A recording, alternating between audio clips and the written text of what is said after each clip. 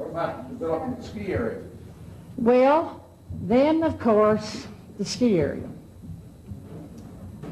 The ski area, Mr. Bolton came in from Oklahoma and built the motel. And the motel is the Alpine. It is the Alpine now. Mr. Bolton came in, and in those days there were no one living here. You didn't have any gossip. There were no telephones. You just didn't know anything. But Mr. Bolton came in and bought where the Alpine is. I don't know how much land is there, but he bought that. And he built some cabins and his cafe. He didn't do it all in one time. And he built his shopping center and the beauty shop and those shops that he has. He built the theater, and they had sleeping rooms and apartments. And Mr. Bolton built that. And of course liquor. He had a liquor license and had a bar. And after so many years with that, he decides to build a ski area. But of course, as I said, we didn't know anybody. We didn't visit. And all of a sudden, he springs a ski area on Red River. And he surely had to be talking about it. He surely had to be dealing with the government because it's on government land. But anyway, he was very quiet about it.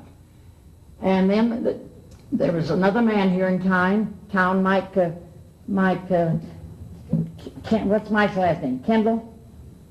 Mike, and Big Mike we call him. They went to Oklahoma City, and Mr. Bolton, he just brought in all the oil well rigs, all the oil well machinery, you know. Don Carmichael. Don Carmichael, huh? Yeah.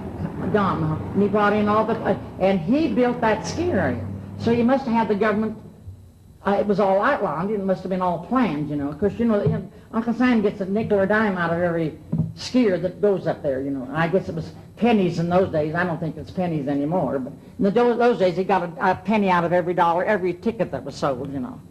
So Mr. Bolton, he just built that ski area, built the big chalet, built the ski area and had that, and it sure was a nice place and well operated. But they were workers.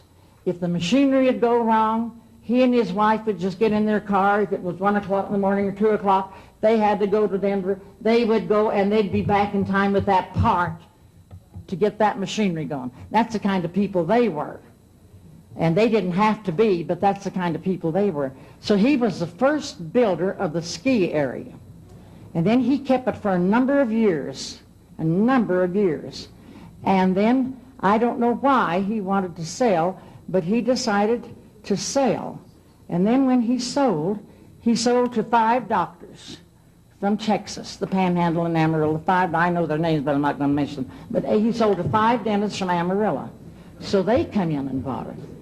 And of course, did a lot of improving. When it first was opened, all the shops were in the basement. The basements had dirt floor. It was just mud, wasn't it, Bob? Just mud and boards where you walked on board until they could go on. But it was finished, and it was nice, and he had a wonderful ski area.